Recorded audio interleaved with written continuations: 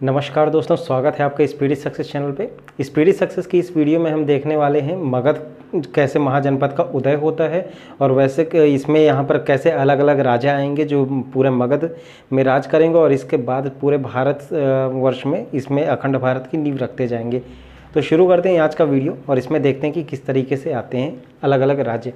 देखिए, सबसे पहले जो मगध जनपद महाजनपद है, तो मगध महाजनपद का सबसे पहला उल्लेख कहाँ मिलता है? इसका सबसे पहला उल्लेख हमको अथर्ववेद में मिलता था। ठीक है, इसको अच्छे से याद रखेंगे। इसके अलावा जैसे कि हम पुराने वीडियो में देख चुके हैं कि ऋग्वेद में बिहार को किकट कह करके बोला गया है, जबकि जो है कई सारे और जो है अन्य ग्रंथों में उसको भ्रात्य नाम से संबोधित किया गया है। तो हम यहाँ पर ऋग्वेद को हम सबसे ज़्यादा ऑथेंटिक मानते हैं। तो ऋग्वेद के अनुसार यहाँ पर हम देखा जाएगा तो मगध को कीकट शब्द, क्योंकि जाहिर सी बात है मगध का ही जो साम्राज्य था, मगध का वही एक तो बिहार बना था, तो मगध को हम कीकट के रूप में कहा गया था। अब ये जो है किसके अनुसार कहा जा रहा है? एक्चुअली ये अभियान चिंतामणि ने इस चीज़ को संबोधित किया कि मगध को कीकट कहते हैं। वैसे ऋग्वेद में भी इसका अनुवाद मिलता है हमको। मगध ये मुख्यतः इस मगध के पहले ये मुख्य मगध नहीं थे, ये पहले छोटे छोटे, ये गंगा नदी जा रही है जिसके आसपास बहुत सारे जो है राज्य बसा करते थे। ये मगध साम्राज्य लेकिन मुख्यतः बिंबसार के समय में इसके जो शुरुआत होती है और बिंबसार जो राजा होते हैं वो इस मगध साम्राज्य के सबसे पहले स्थापित राजा माने जाते हैं और बिंबसार के समकालीन थे भगवान बुद्ध। और तब से इसलिए हम कहा जाते हैं मगध साम्राज्य एक बुद्धकालीन साम्राज्य है और जो मुख्यतः दक्षिण बिहार में बसा था। ये गंगा नदी के दक्षिण वाला जो हिस्सा है इसको दक्षिण बिहार कहा जाता है आज भी, और ऊपर वाले हिस्से को उत्तर बिहार कहा जाता है। वैसे देख लेते हैं अगर मगध साम्राज्य का इसका फैलाव कहाँ तक था, तो इसका फैलाव का देखा जाए तो मगध साम्राज्य इस टाइप से लगभग जो है फैल रहा था। ठीक है, यहाँ पर अब यहाँ पर जब मगध फैला तो ये ऊपर में जो कौन सी गंगा नदी मिलती है, यहाँ इस एरिया में ये सोन नदी का विस्तार था। ठीक, सोन नदी यहाँ पर हम जानते हैं अमरकंटक के पहाड़ियों से निकलती है। अमरकंटक से दो नदियाँ, वैसे तो तीन नदियाँ निकलती हैं, एक नर्मदा, दूसरी जोहिला और तीसरी सोन नदी। नर्मदा सीधे निकल जाती है, जोहिला थोड़ा दूर आगे जाती है और सोन नदी पूरा इस तरह से जा कर के बिहार में पटना में जा कर के गंगा में मिलती है। ठीक है, तो ये इसका जो है पश्चिमी विस्तार का पश्चिमी बाउंड्री जो बनाता है मगध का, ये सोन नदी बनाता था। जबकि बात करें कि दक्षिण में इसका विस्तार कहाँ पर, तो दक्षिण में जो है यहाँ पर ये जंगल हुआ करते थे जो कि काफ़ी घने रहते थे, जिसका आज की डेट में कहा जाए छत्तीसगढ़ के जंगल और जो है बस्तर वगैरह जो ज़िले आ जाते हैं वो सब होता है। पश्चिम में इसका विस्तार पूर्व में अगर इसका विस्तार माना जाए तो पूर्व में इसका विस्तार ये अंग प्रदेश तक फैला था। अंग प्रदेश जिसका जो है चंपा या फिर चंपा नगरी वगैरह जो भी कह लीजिए, वहाँ तक इसका विस्तार इसका फैला हुआ था। ठीक है, नेक्स्ट अब अगर देखते हैं यहाँ पर अंग प्रदेश,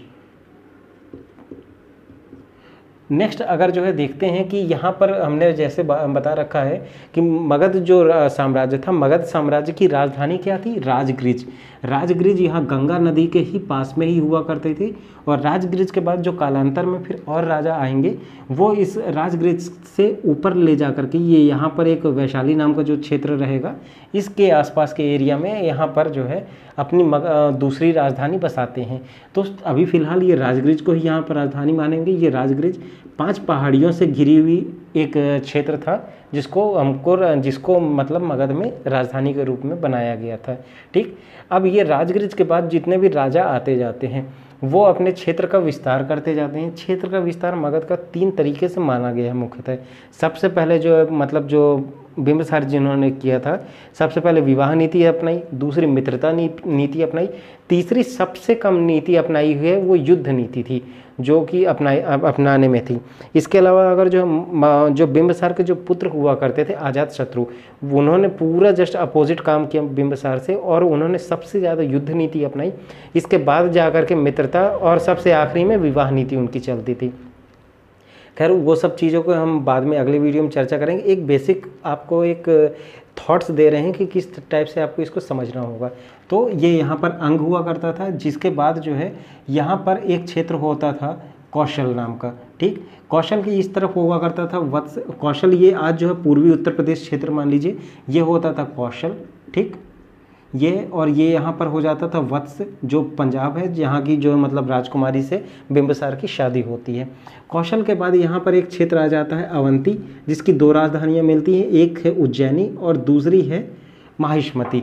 माहिष्मती ये वही क्षेत्र है जिसका आप जो है मतलब क्या बाहुबली पिक्चर जो हमने देखी है उसमें जो है जय माहिष्मती जो कहता है, वो राजा मौली की जो पिक्चर रहती है तो उसमें जो जय माहिष्मती थी, ये माहिष्मती यही अवंती का क्षेत्र था। तो इसको कालांतर में सभी मगध के राजा जीतते गए तो इस तरीके से इतना बड़ा क्षेत्र हो गया, जो कि यहाँ देखिए पंजाब, यहाँ पर विंध्य प्रदेश तक इसका जो फैलाव हुआ, जिस कारण से उसको मतलब प्राचीन बिहार या फिर प्राचीन भारत के इतिहास का अखंड भारत कहा जा सकता है। इस कारण से इसको एक प्राचीन इतिहास का अखंड भारत या फिर सबसे पहला अखंड भारत की नींव जिसमें दिखती है तो वो इसको कहा जाता है। इसी से सब प्रेरित होकर के चाणक्य जो है फिर बाद में जाकर के अशोक को एक अखंड भारत के रूप में स्थापित करने के लिए प्रेरित करेंगे। इसके बाद जो है हम अगर बात करते हैं यहाँ पर जो है जितने मतलब अभी व्यक्तिगत मतलब मगध या फिर वर्तमान जो बिहार क्षेत्र है, यहाँ पर कितने जो है महाजनपद थे। वैसे हम टोटल हिस्ट्री में जो 16 महाजनपद पढ़ेंगे, लेकिन बिहार में कितने महाजनपद मिलते हैं, तो बिहार में 3 महाजनपद मिलते हैं। एक है अंग एक है अंग, जिसका यहाँ पर जो है जिसका जो क्षेत्र था चंपा या चंपा नगरी, ठीक। दूसरा महाजनपद होता है मगध, तीसरा महाजनपद होता है विदेह।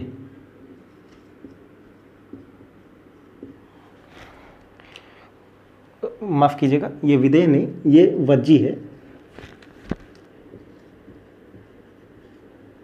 वज्जी संघ रहता है जिसमें बनता है, और वज्जी संघ के अंदर जो है विदेह और मिथिला 2 क्षेत्र आते हैं। यहाँ पर वज्जी के अंदर विदेह और मिथिला, ये 2 क्षेत्रों को आपस में मिल करके क्या छोटे छोटे राज्य हुआ करते थे। किनारे से मतलब अगर कोई और शासक आ गया इन पे हमला कर दिया तो ये तो वैसे भी हार जाएंगे, इसलिए जो है ये छोटे छोटे राज्य जो है ये विदेह मिथिला वगैरह ये सब आपस में मित्रता संबंध बनाते हैं। तो कभी वैवाहिक संबंध बना करके अपने छोटे छोटे जो है क्षेत्रों को एक करके ये एक संघ के रूप में स्थापित करते हैं, जिसको वज्जी संघ कहा गया और महाजनपद बना था। तो 16 महाजनपद में 3 महाजनपद बिहार में मिलते हैं, अंग, मगध और वज्जी, ये चीज़ आपको याद रखना है। जबकि 10 गण राज्य मिलते हैं। ये प्राचीन बिहार और भारत के इतिहास में ये जो गण राज्य हैं ये गंगा के किनारे बसने वाले ये सब क्षेत्र थे, और ये सभी गण राज्य बुद्धकालीन गणराज्य थे, जिसमें हम सब पे एक एक चर्चा थोड़ी थोड़ी करते चलेंगे जो भी इम्पोर्टेंट होगी इसमें। सबसे पहले हम बात करते हैं यहाँ पर मिथिला के विदेह की जब बात करते हैं तो विदेह सबसे पहले ये कौन थे। विदेह जो है एक मतलब व्यक्ति थे, विदिध नाम के एक व्यक्ति थे, जहाँ पर ये विदेध नाम के एक व्यक्ति थे, जिन्हीं के नाम पे जो है ये क्षेत्र का नाम पड़ा था विदेह यहाँ पर। और ये विदेह जो है मतलब एक इक्ष्वाकु जो राजा हुआ करते थे, इक्ष्वाकु राजा के पुत्र निमि विदेह, उनके द्वारा बसाया गया ये क्षेत्र था जो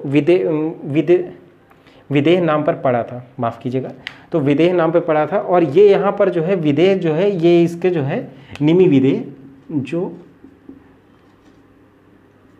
इस वंश के पहले राजा माने गए।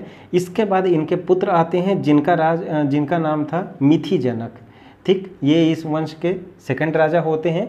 ये मिथि जनक जो है इस वंश के दूसरे राजा, इन्होंने ही एक नगरी की स्थापना की जिसका नाम था मिथिलांचल, और मिथिलांचल की राजधानी होती है मिथिलर, ठीक है। ये चीज़ आप याद रखिएगा।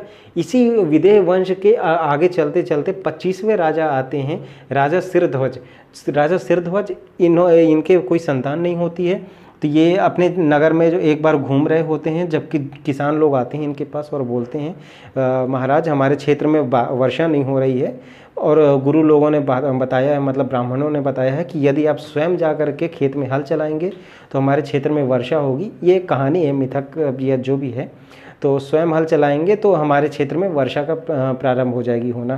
तो ये राजा ये जो है बनते हैं राजा सिरध्वज, ये जाकर के खुद खेत में हल चलाते हैं, और जब हल चलाते समय एक बक्से में बताते हैं बक्सा मिला खेत के अंदर ही हल जोतते हुए, और उसमें जो है एक पुत्री निकली जिनका नाम जो है सीता पड़ता है। और उन पुत्री के निकलते ही इनके उस क्षेत्र में जो है वर्षा शुरू हो जाती है और इसके बाद जो है ये सीता का जो है अपनी पुत्री जो है के रूप में घोषित करते हैं।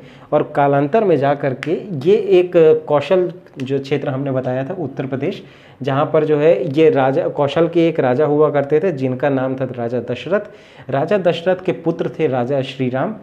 उनके जो राजा श्री राम हुए, दशरथ पुत्र श्री राम, और ये इनकी जो है पुत्री सीता, इन दोनों का विवाह कराया गया, जिसके ऊपर जो है आज की डेट में बहुत सारा जो है सीरियल बना होता है, रामायण जिसको नाम से हम जानते हैं।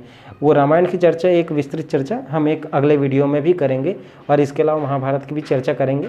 तो अभी के लिए इतना जानिए कि जो ये राजा सिरध्वज थे, राजा सिरध्वज की पुत्री का नाम था राजा सीता, जिनको राजा सिरध्वज ने गोद लिया।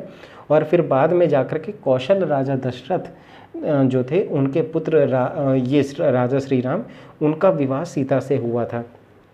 मिथिला की राजधानी हमने जैसा कि आपको बताया मिथिलर थी। और इसके अलावा अगर बात किया जाए ये विदेह जो है वर्तमान में किस क्षेत्र में है, किस क्षेत्र में बसा हुआ था, तो ये विदेह क्षेत्र जो है दरभंगा और यहाँ पर भागलपुर ज़िले में बसा हुआ था। आज के डेट में यहाँ पर जो है हमको यहाँ पर विदेह के अवशेष मिलते हैं। और ये वही विदेह है जिसको कालांतर में इसको सारे राजा जो है मतलब आते जाते हैं।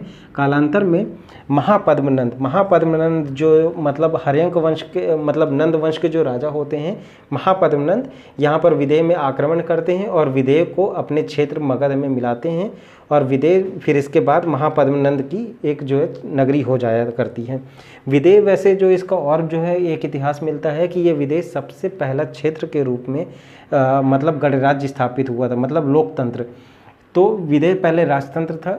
राजतंत्र और गणतंत्र में एक ये अंतर है कि जो राजतंत्र होता है वहाँ पर जो राजा आता है वहाँ पर जो है एक वंशानुगत एक सत्ता चली आती है जिसमें राजा का पुत्र ही राजा बनता है। जैसे यहाँ पर दशरथ के पुत्र श्री राम बन गए थे, वो भी राजा बनते चले गए।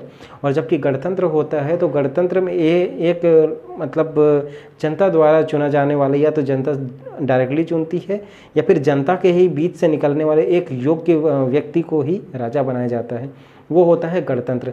जैसे आज की डेट में भारत के राष्ट्रपति चलते हैं उसी तरीके से आता है ये। तो महापद्मनंद विदेह को जो मगध में मिलाते हैं और विदेह 6ठी शताब्दी के आसपास विदेह का ये गणतंत्र के नाम रूप में स्थापना होती है। ये गणतंत्र के स्थापना के होने के बाद जो है ये कुछ दिन बाद वहाँ पर जाकर के लिच्छवी संघ से ये विदेह को मिला दिया जाता है। विदेह एक गाँव था जिसको लिच्छवी से मिलाते हैं और लिच्छवी से मिलाने के बाद जो है विदेह का ज़्यादा नाम होता है और लिच्छवी पहले गणतंत्र के रूप में स्थापित होता है। अगर जो क्वेश्चन में ऑप्शन आता है कि विदेह और लिच्छवी दोनों रहते हैं तो आप विदेह टिक मारेंगे। अगर दोनों नहीं रहते हैं, लिच्छवी रहता है ऑप्शन, तब आप लिच्छवी आंसर मार सकते हैं कि लिच्छवी पहला गणतंत्र के रूप में स्थापित हुआ था पूरी दुनिया में। अब अगर कभी कुछ लोग सवाल करेंगे कि भाई लिच्छवी से मिलने के बाद ही इसका इतना नाम क्यों हुआ, तो इसका कारण ये है कि लिच्छवी में इतना जो है मतलब समृद्ध देश था कि वहाँ पर जो मतलब पैसा और जो है मतलब हथियार वगैरह इतने आधुनिक तौर पे उस समय भी बन रहे थे कि लिच्छवी का जो है पूरे आसपास के क्षेत्र में नाम चला करता था। खैर, लिच्छवी की एक विस्तृत चर्चा हम अगले वीडियो में और भी देखेंगे। और ये लिच्छवी और कोई नहीं, इक्ष्वाकु के दूसरे पुत्र थे, उन्होंने ही लिच्छवी की ही वो इक्ष्वाकु के दूसरे पुत्र ने लिच्छवी नाम के क्षेत्र की स्थापना की थी। इसी कारण से विदेह काला आगे कुछ समय बाद जाकर के लिच्छवी संघ से मिल जाता है। ठीक, तो फिलहाल आगे हम देखते हैं गणराज्य की शक्ति के रूप में ये जो यहाँ पर जो बनता है विदेह, जो 6ठी शताब्दी में जो गणराज्य के रूप में स्थापित हुआ था, ये पूरी तरीके से गणराज्य नहीं था। एक केंद्रीय समिति बनाई जाती थी, तो वहाँ केंद्रीय समिति लगभग 5-6 सदस्य की रहती थी। तो केंद्रीय समिति या फिर एक संस्था हो उसको कह लीजिए, तो वो बनाई जाती थी। तो जितने भी मतलब मुख्य जो मतलब इम्पॉर्टेंट डिसीजन लेने होते थे वो केंद्रीय समिति लेती। जैसे आज की डेट में पार्लियामेंट हो जाता है, पार्लियामेंट में जो है लगभग 550 या 750 से ज़्यादा लोग जो है पार्लियामेंटेरियंस हैं, जो हमारे एक भविष्य के हमारे देश के भविष्य की चर्चा करते हैं। पर उस समय जो है कुछ ही जो है 5 से 10 के आसपास लोग हुआ करते थे जो पूरे क्षेत्र के वो हुआ मतलब जो है निर्णय लिया करते थे। जो भी हो, गणतंत्र के रूप में एक तो था ही वो चीज़। तो इस प्रकार से ये गणतंत्र के रूप में स्थापित हुआ था विदेह अर्थात लिच्छवी संघ। तो इस वीडियो में फ़िलहाल इतना ही है जितना हमने आपको बताया। ये आपका 10 गणराज्य हमने इसमें बता दिए हैं, और एक लोकतंत्र के रूप में जो कितने मतलब कितने गणराज्य थे, और 3 महाजनपद जो बिहार में थे, उन सब के बारे में हमने इसमें चर्चा की।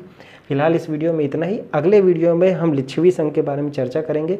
अगर आपको ये वीडियो पसंद आया तो फिलहाल आपसे यही रिक्वेस्ट है, इस वीडियो को लाइक कीजिए, चैनल को सब्सक्राइब करिए, और हमारे प्लेलिस्ट को देखते रहिए। उसमें और भी बहुत सारे वीडियोस पड़े हुए हैं, आपको वो वीडियो पसंद आएंगे, हमें ऐसे ही उम्मीद है। और वो जाहिर सी बात है, इसमें जो वो आने वाले आपके जो बीपीएससी एग्ज़ाम्स हैं उसके लिए बहुत ज़्यादा इंपॉर्टेंट साबित होंगे। साथ ही साथ हम एक करंट अफेयर का जो है 2-2 मंथ की सीरीज़ अपलोड करेंगे। दिसंबर से, पिछले साल जैसे पेपर हुआ था तो दिसंबर से जनवरी, और फिर फरवरी, मार्च, अप्रैल, मई, इस टाइप से 2-2 मंथ्स करके अलग अलग वीडियो भी अपलोड करते जा रहे हैं। उन वीडियो को भी हम आपसे रिक्वेस्ट करेंगे, आप उसको देखिए सिस्टमेटिक ढंग से, और अगर मन हो तो उसका नोट्स बनाइए, नहीं मन हो तो कोई भी नहीं। वो एक्चुअली एक स्पीडी जो बुक आती है जिससे बाहर का कुछ नहीं आता, ऐसा हम सब मानते हैं, उसी स्पीडी का ही पूरा एकदम डिटेल्ड वर्जन है जो हम डिस्कस करेंगे। और जो है जितना भी 20 मिनट में हो सके तो 2-2 मंथ का जो है हमने सारे करंट अफेयर बनाए हैं। तो प्लीज़ उस वीडियो को भी आप देखते चाहिए, ताकि आपकी एक अच्छी प्रिपरेशन हो सके आने वाले एग्जाम में, क्योंकि हम जानते हैं 25 क्वेश्चन तो अकेले करंट अफेयर से ही आ जाते हैं। तो फिलहाल इस वीडियो में इतना ही। हम मिलते हैं आपसे अगले वीडियो में।